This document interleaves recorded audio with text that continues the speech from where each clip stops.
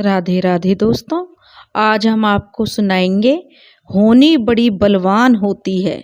अगर आप हमारे चैनल पर नए हैं तो प्लीज़ हमारे चैनल को लाइक करें, सब्सक्राइब करें और शेयर करें। राजा भोज एक बहुत ही न्यायप्रिय राजा थे। वह अपनी प्रजा को अपने पुत्र जैसा प्रेम करते थे। उनके राज दरबार में अनेक विद्वान लोग रहते थे।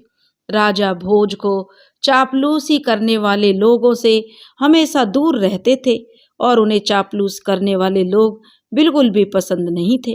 राजा भोज को उनकी प्रजा देवता के समान पूजती थी और उनका जय जयकार करती थी। राजा अपनी प्रजा के दुख तकलीफ का पता लगाने के लिए रात्रि में भेष बदलकर उनके घरों के आसपास घूमते थे और अपनी प्रजा के दुख सुख का सही से पता लगा लेते थे। एक दिन की बात है, रात्रि के समय में राजा भोज एक गरीब की झोपड़ी के पास से गुजर रहे थे। तभी उनकी नज़र एक गरीब ब्राह्मण और ब्राह्मणी पर पड़ी। ब्राह्मण अपनी पत्नी से कह रहा था कि अब मैं बहुत बूढ़ा और कमज़ोर हो गया हूँ। मेरे शरीर में इतनी भी शक्ति नहीं है कि मैं अपने यजमानों के घर पहुँचकर पूजा पाठ करा सकूं। अगर मेरा कोई पुत्र होता तो मुझे कमाकर खिला सकता था, लेकिन मेरा कोई पुत्र नहीं है। अब तो मेरे पास केवल एक ही रास्ता है कि मैं राजा भोज के दरबार में जाऊं और उनको अपनी बात बताकर उनसे जो थोड़ी सहायता मांगूं। राजा भोज के दरबार में जाकर उसकी पत्नी ने कहा कि ठीक है, स्वामी कहते हो जैसा आप वैसा कीजिए। वैसे मैंने सुना है राजा भोज बड़े दयालु हैं, वह हमारी मदद जरूर करेंगे। दूसरे दिन सुबह होते ही वह बूढ़ा ब्राह्मण राजा भोज के राज दरबार में चला गया। राजा का अभिवादन करते हुए ब्राह्मण कहने लगा कि महाराज, मैं एक 80 साल का बूढ़ा और कमज़ोर व्यक्ति हूँ। ऐसी दशा में मैं खुद कमा नहीं सकता हूँ और ना ही अपनी पत्नी का गुजारा कर सकता हूँ। कहा जाता है कि बुढ़ापे का सहारा पुत्र होता है, लेकिन महाराज यह मेरा दुर्भाग्य है कि मेरा कोई पुत्र नहीं है।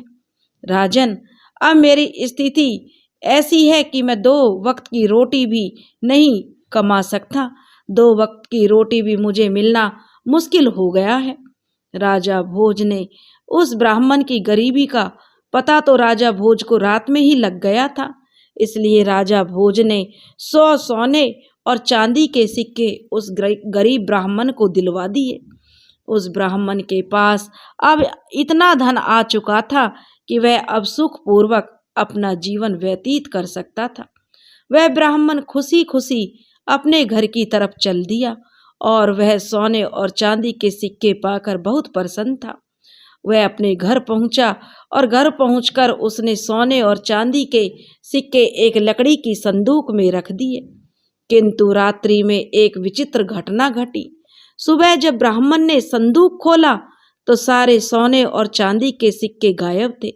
यह देखकर वह ब्राह्मण सोच में पड़ गया कि उसके घर के दरवाजे सुबह तक बंद थे, कोई भी व्यक्ति उसके घर के अंदर आया भी नहीं, तो वह सिक्के कहाँ चले गए, कैसे गुम हो गए।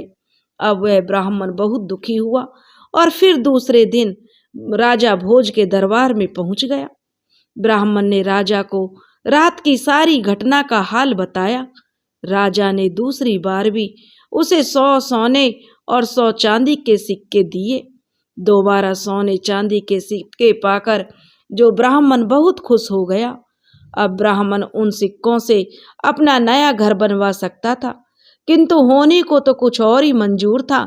जब ब्राह्मण रात्रि को फिर से गहरी नींद में सोया, तब उसने अपने सपने में देखा राजा भोज उससे सपने में कह रहे थे, हे ब्राह्मण देवता, हमारे राज्य पर बहुत बड़ा संकट आ गया है, इसलिए मैं आपसे वह सिक्के वापस लेने आया हूँ जो मैंने तुम्हें सुबह दिए थे।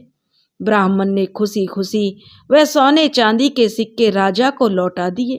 जब सुबह हुई तो ब्राह्मण ने देखा आज भी वह सिक्कों वाला संदूक से जो गायब थे सिक्के, संदूक वहीं पर रखा हुआ था। घर का दरवाजा भी अंदर से बंद था। अब ब्राह्मण की समझ में कुछ नहीं आ रहा था। वह गरीब ब्राह्मण सुबह फिर से राजा भोज के दरबार में पहुंचा। उसने राजा को फिर रात्रि वाले अपने सपने की पूरी बात बताई। उस ब्राह्मण की बात सुनकर राजा भोज को घोर आश्चर्य हुआ। वह उसकी बात सुनकर चकित थे।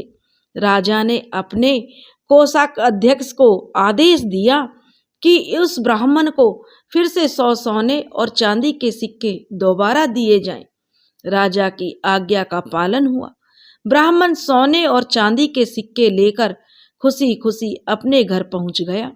लेकिन राजा ने आज निश्चय कर लिया था कि वह आज रात को खुद ब्राह्मण की कुटिया के पास पहुंचकर सब कुछ अपनी आंखों से देखेगा। रात्रि में राजा उस ब्राह्मण की कुटिया के पास पहुंच गया और काफी देर तक वहां इंतजार करता रहा। जब रात्रि का तीसरा पहर हुआ तो वहां फिर से एक विचित्र घटना घटी, जिसे देखकर राजा हैरान हो गया। राजा ने देखा वहां पर बिल्कुल उसी की शकल सूरत जैसा एक व्यक्ति उस ब्राह्मण की कुटिया में पहुंचकर उससे वह सोने और चांदी के सिक्के वापस मांग रहा है। यह देखकर राजा भोज से रहा नहीं गया। राजा भोज अपने हमशक्ल व्यक्ति के पास पहुंचकर कहने लगे, श्रीमान जी, आप कौन हैं जो इस गरीब ब्राह्मण को दुखी कर रहे हैं? आप इस राज्य के राजा तो नहीं हैं, क्योंकि राजा तो मैं हूं। आप इस तरह से इस ब्राह्मण को क्यों दुखी कर रहे हैं और मुझे बदनाम कर रहे हैं? राजा के उस हमशक्ल ने राजा से कहा, हे राजन, आप नहीं जानते कि यह निर्धन ब्राह्मण अपने द्वारा किए गए पिछले जन्म के कर्मों का फल भोग रहा है।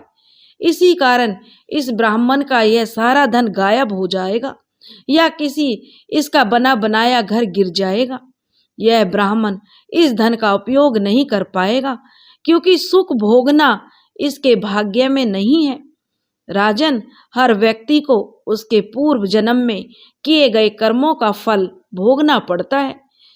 हे राजन, इस ब्राह्मण को भी यह निर्धनता इसके पूर्व जन्म में किए गए कर्मों के लिए मिली है। तो हे राजा भोज, जो आप मेरे कार्य में विघ्न ना डालें। राजा भोज ने अपने उस हमशक्ल से कहा, इसमें कोई संशय नहीं है महाराज, लेकिन मैं आपसे प्रार्थना करता हूँ, इसे कोई दंड ना दें। इसकी करनी का दंड भुगतने के लिए मैं तैयार हूँ। राजा ने उससे बहुत प्रार्थना की। राजा का वह हमशक्ल कहने लगा, हे राजन, होने का दंड तो सबको मिलता है। मनुष्य तो कर्म और भाग्य का गुलाम है। तुम्हें भी अपने पूर्व जन्म के किए कर्मों का फल भोगना पड़ेगा। इससे कोई नहीं बच सकता। दुनिया में सबको प्रकृति से लड़ना पड़ता है और यही प्रकृति ही सबको अच्छा या बुरा अवसर प्रदान करती है। कर्मों का खेल बड़ा विचित्र है राजन। यह कहकर वह राजा का हमशक्ल वहां से गायब हो गया।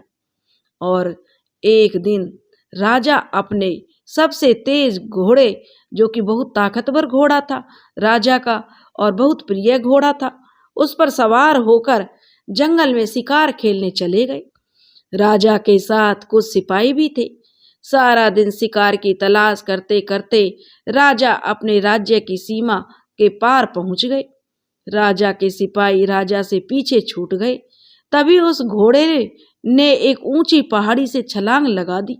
राजा भोज उससे गिर गए और लहूलुहान होकर घोड़े से नीचे गिरकर मूर्छित हो गए।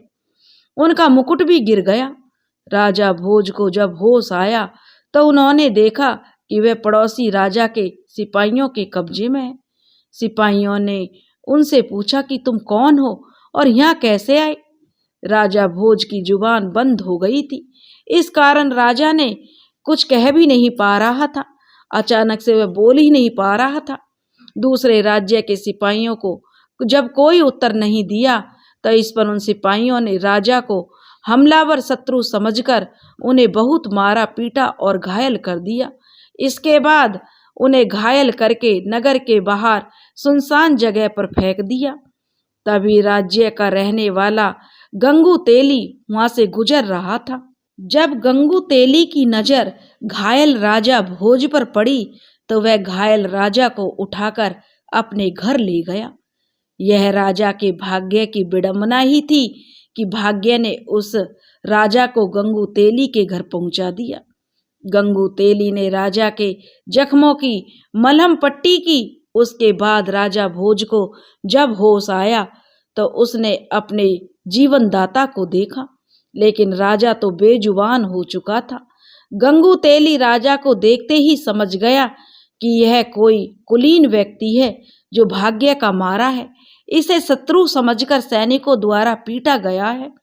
कुछ दिन बाद ही राजा भोज पूरी तरह से स्वस्थ हो गए, लेकिन राजा भोज यह जानते थे उनकी सत्यता जानने पर इस राज्य का राजा सिद्धराज उन्हें शत्रु समझकर कैद में डाल देगा। इसलिए राजा भोज चुप रहे। गंगू तेली ने राजा को जो कोल्हू चलाने का काम दे दिया। राजा भोज ने उसे शहर से स्वीकार कर लिया। गंगू तेली खुद भी राजा के साथ कोल्हू का बैल बनता था, किंतु हीरा तो कोयले के बीच भी चमकता है और चिंगारी घोर अंधेरे में भी चमकने लगती है। वही गंगू तेली ने राजा भोज की विशाल बाहें, चौड़ी छाती और चमकता हुआ मस्तिष्क देखकर यह अनुमान लगा लिया था कि यह उनका दास कोई साधारण व्यक्ति तो है नहीं। राजा भोज को अपने जीवनदाता का कर्ज चुकाना भी था, क्योंकि गंगू तेली ने उनके प्राणों की रक्षा की थी। इसलिए वे पूर्ण स्वस्थ हो जाने के बाद भी राजा ने अपना भेद नहीं खोला। एक दिन राजा भोज स्वभाव से ही, क्योंकि उनका मन खुश था, तो वह स्वभाववश एक गीत गुनगुना रहे थे। तो वहाँ तेल के लिए आए हुए गांव के जो लोग थे वे राजा भोज का गीत सुनने लगे। राजा की मधुर आवाज सबके कानों को जो भा रही थी। सबका मन बहुत खुश था और गीत बड़ा सुंदर लग रहा था। जब राजा भोज कोई गीत गाता तो गंगू तेली के साथ साथ सभी आस पड़ोस के दूर लोग थे जो उनका गीत का आनंद लेते। उस देश का राजा सिद्धराज भी संगीत का बहुत बड़ा प्रेमी था। उसकी राजकुमारी वसुंधरा भी संगीत की शिक्षा ले रही थी। उस राज्य के राजा सिद्धराज के दरबार में गायकी और नृत्य हुआ करते थे। गाने वालों को उचित इनाम भी दिया जाता था। एक दिन राजा सिद्धराज के दरबार में संगीत का विशाल आयोजन था। उस आयोजन में सबसे अच्छे संगीत को चुनना जाना था, किंतु किसी तरह गंगू तेली ने अपने दास राजा भोज को वहां जाने के लिए तैयार किया और नियत समय पर राजा भोज अपने स्वामी गंगू तेली के साथ उस दरबार में पहुंच गए। राजा भोज साधारण वस्त्रों में थे, लेकिन उनके शरीर में एक ओज चमक रहा था। दरबार में चारों तरफ हर्षो उल्लास था। बड़े बड़े गायकों ने अपना गाना सुनाया, परंतु राजा की बेटी वसुंधरा अभी भी श्रेष्ठ गायक की तलाश में थी। अंत में कोने में बैठे हुए गंगू तेली ने राजा भोज की तरफ संगीत के लिए इशारा किया तो राजा भोज ने खड़े होकर हाथ जोड़कर अभिवादन करके जो राजा का अभिवादन किया और मंच पर चले गए। राजा भोज ने गंगू तेली के नौकर के रूप में अपना परिचय दिया और वीणा उठाकर गाना शुरू किया।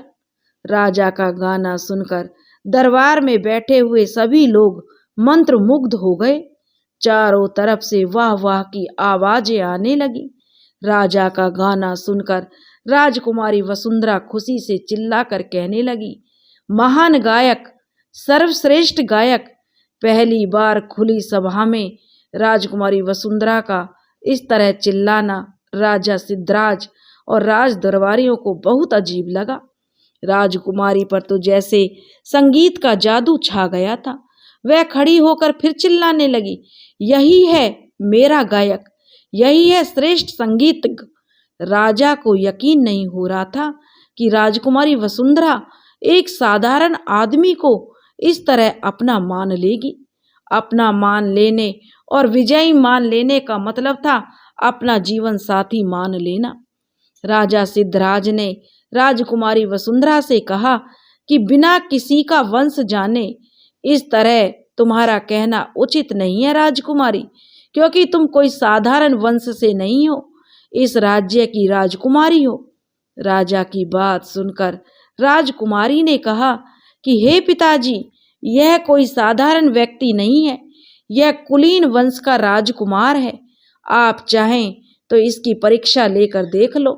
राजकुमारी वसुंधरा ने पूरे विश्वास के साथ राजा को उत्तर दिया था।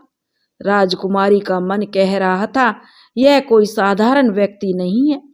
राजा सिद्धराज ने दरबार में, जो ज्ञानियों की कोई कमी नहीं थी राजा के दरबार में, वहां राजा के दरबार में 4 विद्वान बैठे हुए थे, कर्मदेव, धर्मदेव, तपदेव और पुण्यदेव। राजा ने दरबारियों को संबोधित करते हुए कहा, विद्वानों, हम इस युवक का परिचय इसके गुणों से ही जानेंगे।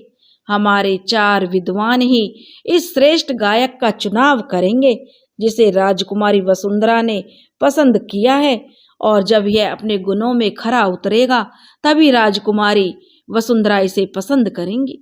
हम स्वयं 4 विद्वानों से उस युवक के बारे में प्रश्न करना चाहेंगे। सबसे पहले राजा सिद्धराज ने धर्मदेव से प्रश्न किया कि हे धर्मदेव, इस आर्यवर्त में सबसे अधिक धार्मिक युवक कौन है? धर्मदेव ने कहा, महाराज, आप स्वयं बुद्धि के भंडार हैं, परंतु जहां तक मुझे देश विदेश का ज्ञान है, इस धरती पर जो राजा भोज हैं, उन्होंने बड़े बड़े धार्मिक कार्य किए हैं। सारी प्रजा उन्हें देवता की तरह पूजती है, इसलिए मेरे ज्ञान के अनुसार राजा भोज ही सबसे अधिक धार्मिक युवक हैं। राजा सिद्धराज ने अगला प्रश्न विद्वान तपदेव से किया। तपदेव, आप बताएं कि इस धरती पर आप किस युवक को तपस्वी मानते हैं? तपदेव ने कहा, हे राजन, राजा भोज युद्ध में जीवन मृत्यु के बीच में पहुंचकर विजयी हुए हैं।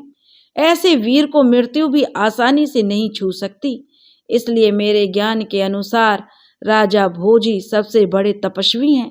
राजा सिद्धदेव ने तीसरा प्रश्न कर्मदेव से किया कि हे कर्मदेव, आप बताएं इस धरती पर किस युवक के कर्म अच्छे हैं?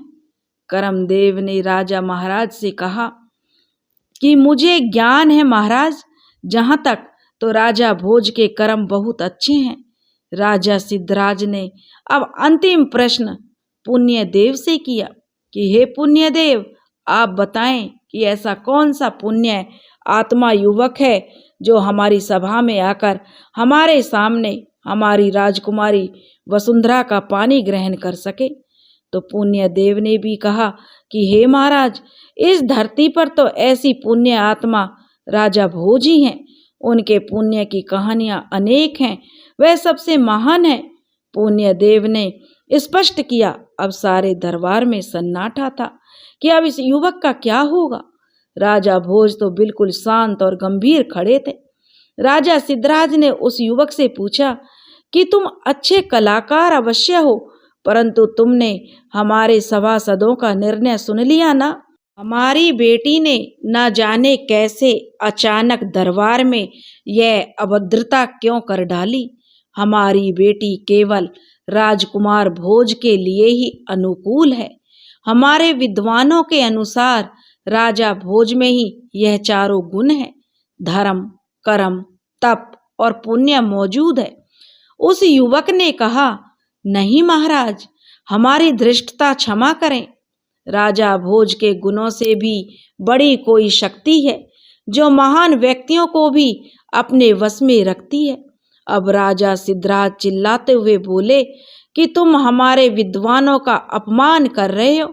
क्या धर्म, कर्म, तप और पुण्य से भी कोई बड़ी शक्ति है?